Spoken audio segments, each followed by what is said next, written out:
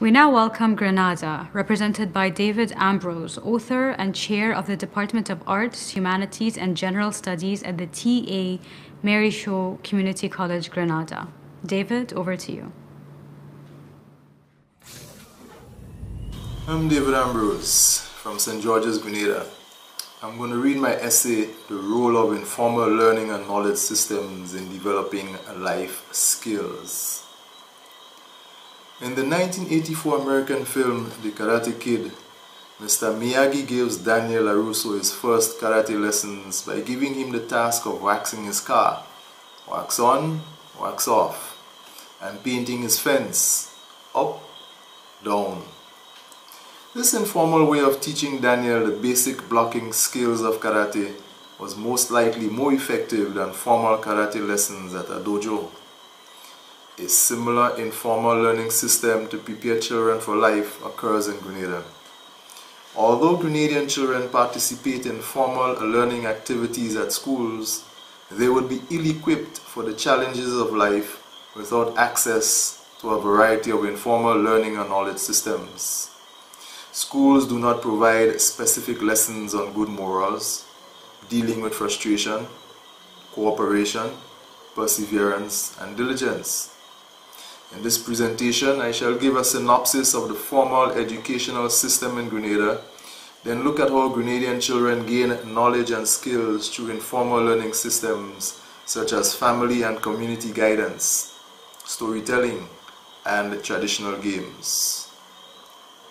In Grenada, many children start formal education at 5 years in kindergarten, then spend 6 additional years in primary education before doing an exit exam to secure a place in a secondary school. Students spend 5 years in secondary school and study subjects like mathematics, English language, IT, and French. In Form 5, they sit the Caribbean Secondary Education Certificate or CSEC exams with the Caribbean Examinations Council, CXC. In the last couple decades, technical and vocational subjects, including technical drawing and mechanical engineering technology, have been added to the secondary school curriculum.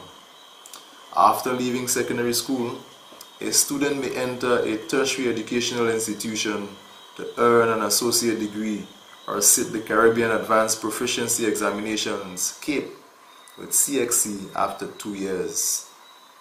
Up to about 1980, many Grenadians were unable to pursue their educational dreams past the primary level.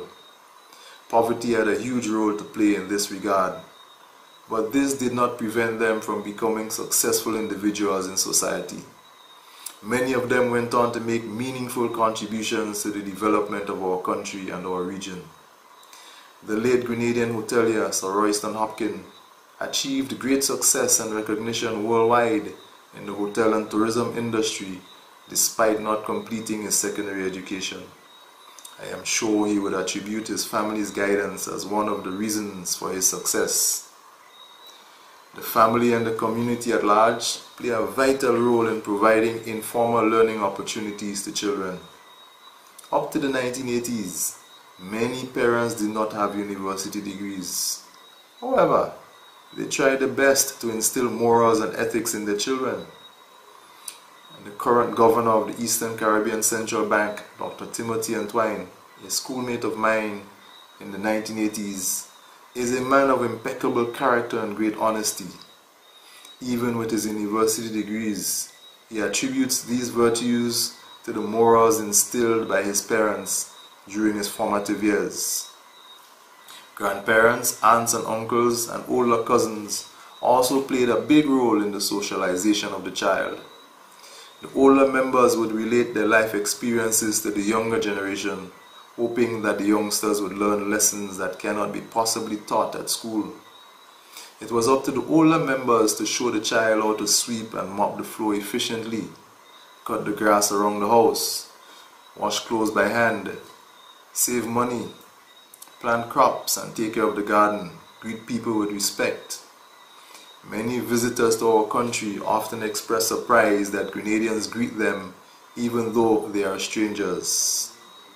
There is no formal lesson in a class to teach this. In his book, When the Village Was an Extended Family in Grenada, Grenadian sociologist Claude Douglas asserts that storytelling is regarded as an institution of learning. In Grenada, adult family members have kept up the generations-old African tradition of sharing life lessons through storytelling. These stories provided lessons on how to practice good morals, how to treat people right. Nothing beats sitting at the feet of parents and listening to stories of Grenadian folklore or some Anansi stories.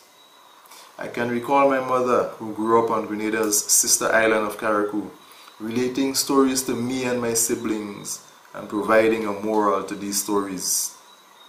These stories ranged from our own childhood experiences to folklore. Today, more recent storytellers include Amy J.W. Jones with her Chains That Bind, and D.E. Ambrose with his book, That Time in Bogles, A Carriacou Tale. Both of these stories provide lessons on the community spirit and how the village unites to help the younger ones. Traditional games provide valuable life lessons to children.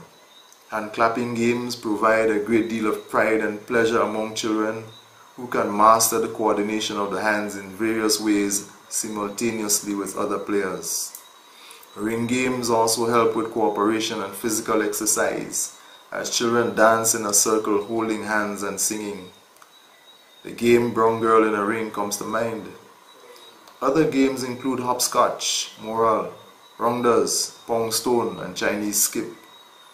The playing children would often be watched by adults who themselves may take the opportunity to gossip or share experiences with each other. Sometimes the adults would throw out riddles to the children in between games. Riddles serve to keep the children on their mental toes. Every child wants to be the first to solve a riddle. These mental exercises help the children to think on their feet, which would undoubtedly be used in situations they may experience in later life. Despite the myriad of subjects taught in primary, secondary, and tertiary educational institutions in Grenada, this formal learning system could never completely prepare our children for life. Informal learning and knowledge systems supplement and complement formal education and may involve life lessons taught by the community as a whole, storytelling by parents and grandparents, and playing traditional games.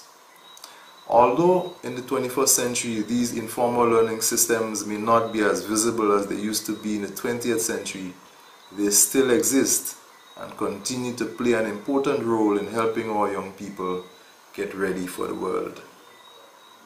Thank you.